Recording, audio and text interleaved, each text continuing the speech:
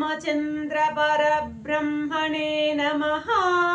श्री गुरुभ्यो नमः। श्रीमात्रे नमः। श्री गणेशाय नमः।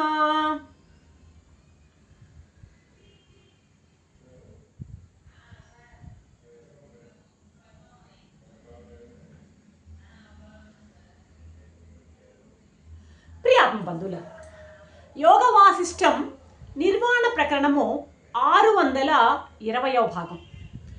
అరణ్యంలో కచుడు ఘోరంగా తపస్సు చేస్తూ ఉన్నాడు. అతని తండ్రి బృహస్పతి కచుని ముందు దర్శనం ఇస్తాడన్నమాట. కచునికి దర్శనం ఇస్తాడనమాట. తండ్రి రావడాన్ని కచుడు గమనిస్తాడు.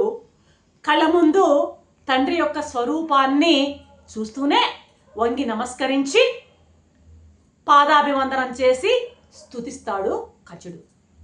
వెంటనే తండ్రి కుమారుణ్ణి లేవనెత్తి ఆలింగనం చేసుకుని క్షేమ సమాచారాలు అడుగుతాడు. ఎలా ఉన్నావు నాయనా, నీ తపస్సు ఎలా జరుగుతుంది, ఇకంతా సౌకర్యంగా ఉందా అంటూ క్షేమ సమాచారాలన్నీ అడుగుతాడు అన్నమాట.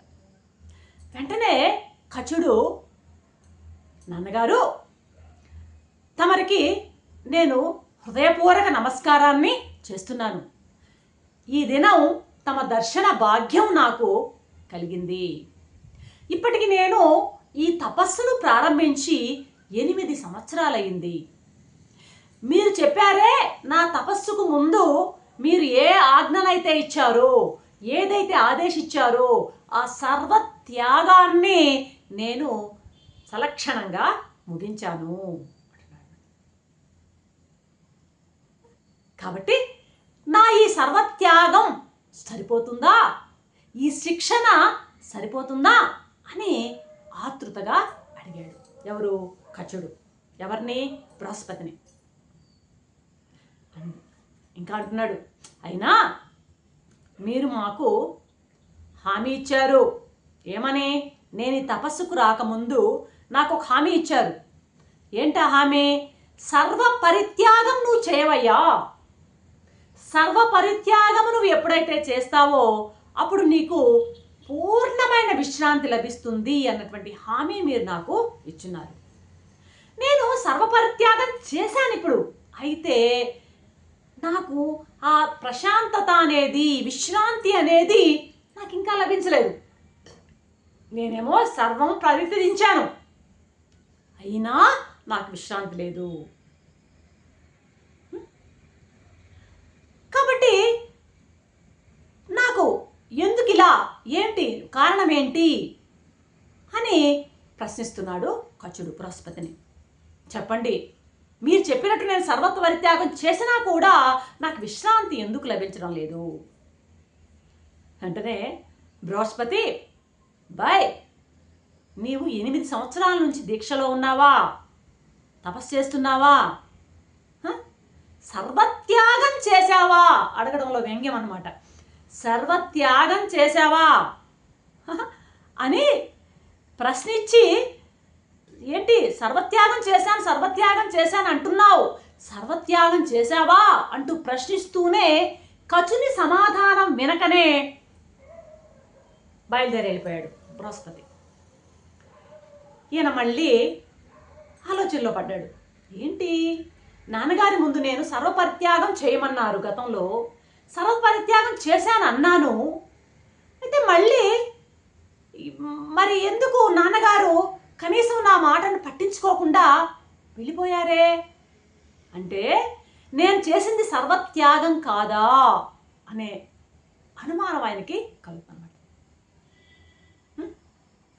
ఓ, బాగా ఆలోచిస్తే తండ్రి గారి చర్య ద్వారా నాకు అర్థమైంది ఏంటి అంటే, నేను ఆ సర్వత్యాగం అనేది నేను సరిగా చేసినట్టు లేదు. అంటే సర్వత్యాగం నేను చేయలేదు అని అంటే ఇంకా నా దగ్గర ఏమీ ఉండకూడదు అన్నమాట. మరి నా దగ్గర ఏముంది ఇప్పటికినా? ఏమున్నదని? ఏమీ ఉండకూడదని నాన్నగారి అర్థంలా ఉంది. మరి ఏముంది నా దగ్గర? ఓ, ఈ అక్షమాల ఏంటి, ఆ జపమాల, ఈ దండకమండలాలు, ఇవన్నీనా, వీటినా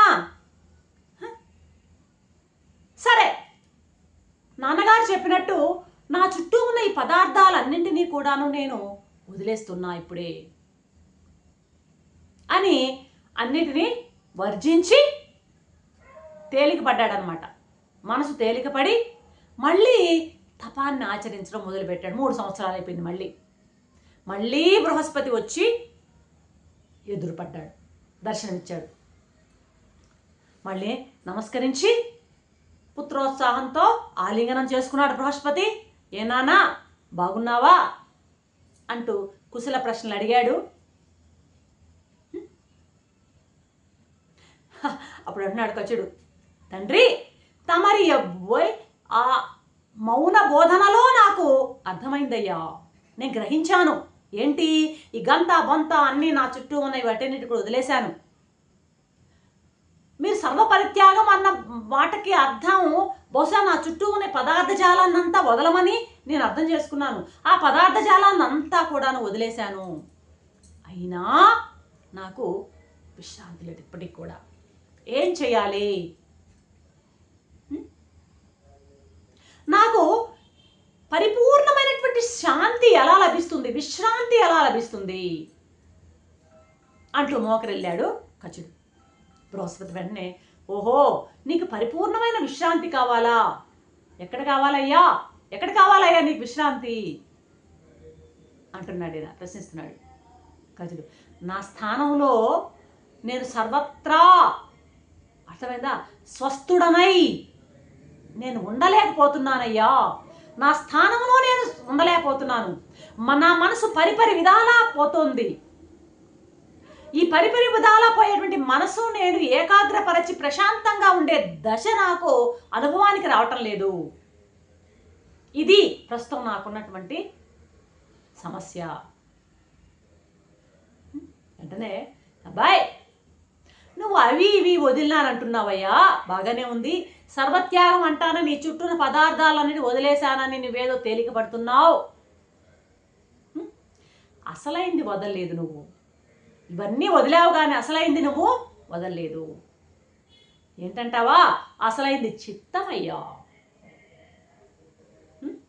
అసలు నిజమైన సన్యాసము వదలడము అంటే, త్యాగం అంటే దేనిని వదిలితే నిజమైన సన్యాసం అవుతుందంటే మనస్సుని సన్యసించడమే నిజమైనటువంటి సన్యాసం. నువ్వు చేసేటువంటి ఈ పదార్థాలన్నింటినీ వదిలివేడు, ఇల్లు వాకిలి పెళ్ళాం బిడ్డలు దండక మండలాలు, వీటిని వదలడం ఎవరైనా చేస్తారయ్యా. అది నువ్వేంటి నీ ప్రత్యేకత ఏంటి?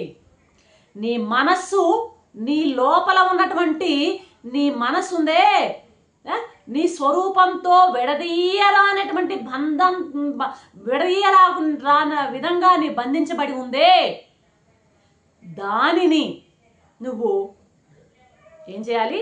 వదలాలి. నువ్వు దాన్ని ఏమనుకుంటున్నావు? ఇప్పటిదాకా ఆ మనసుని నీకు అనుకూలంగా చూసుకుంటున్నావు. నీలో ఉన్నటువంటి ఆ మనస్సుని నీవు అనుకూలంగా చూసుకుంటున్నావు. కానే కాదు, పొరపాటు పడుతున్నావు కచా. అది నీకు అనుకూలం కాదు, అది నీ శత్రువు. ఆ గర్భశత్రువు నీకది. సర్వత్యాగం అనేటువంటి నా పదానికి అర్థం ఏంటో తెలుసా? సర్వ పదార్థాలని వదలమని కాదు, నీ మనస్సును త్యజించు, నీ చిత్తాన్ని త్యజించు. ఇది నా యొక్క భావం. సర్వత్యాగం అంటే చిత్తమేనయ్యా అన్నిటికీ సర్వం. దానిని వదలాలి. దానిని కనుక వదిలినట్లయితే నువ్వు సర్వాన్ని త్యాగం చేసిన వాడవుతావు. మానవుడనే వాడికి సర్వము కూడాను వాడి మనసే. అన్నీ కూడాను అందులోనే ఉంటాయి, తన మనసులోనే ఉంటాయి. ప్రపంచం అంతా నామరూపాలు, ఆలోచనలు, వృత్తులు అన్నీ కూడాను ఉండేది ఆ మనస్సులోనే. అన్నీ ఉన్నటువంటి ఆ మనస్సు, ఇల్లు, ఇల్లాలు, పెళ్ళాం, బిడ్డలు, పొలాలు, గృహారామాలు అంటారు కదా వరుసగా, ఇవన్నీ కూడాను వాటి తాలూకు ఆలోచనలు మొత్తం ఉన్నది మనస్సులోనే. వాటన్నిటి నామరూప క్రియాత్మకమైనటువంటి విశాల ప్రపంచానికి సంబంధించినటువంటి ఆలోచనలన్నీ నీ మనసులోనే ఉంటాయి. కాబట్టి చిత్తమే సర్వము. దానిని వదులు. దానిని వదిలితే అప్పుడు నీవు సర్వత్యాగం చేసిన వాడవుతావు. అప్పుడు నీకు ఆ విధమైనటువంటి సర్వత్యాగం నువ్వు చేసినప్పుడు నీవు దేదీప్యంగా వెలిగిపోతావయ్యా. అప్పుడు నువ్వు కోరేటువంటి పరిపూర్ణ విశ్రాంతి నీకు లభిస్తుంది. కాబట్టి అన్నీ మా మా పెద్దవాళ్ళు, మహాత్ములు, మహానుభావులు, అన్నీ తెలిసినటువంటి మహానుభావులు చెప్పేది ఏంటంటే, అదే నేను చెప్తున్నా. ఏమిటది? చిత్త త్యాగమే సర్వత్యాగమయ్యా. చిత్తాన్ని నువ్వు త్యజిస్తే సర్వాన్ని త్యజించినట్లే అంటూ కన్క్లూడ్ చేస్తూ ఈ బృహస్పతి కచునికి బోధ చేస్తున్నాడు. రేపటి ఎపిసోడ్లో ఏం జరుగుతుందో చూద్దాం. అంతవరకు సెలవు. సర్వం శ్రీరామచంద్ర చరణం.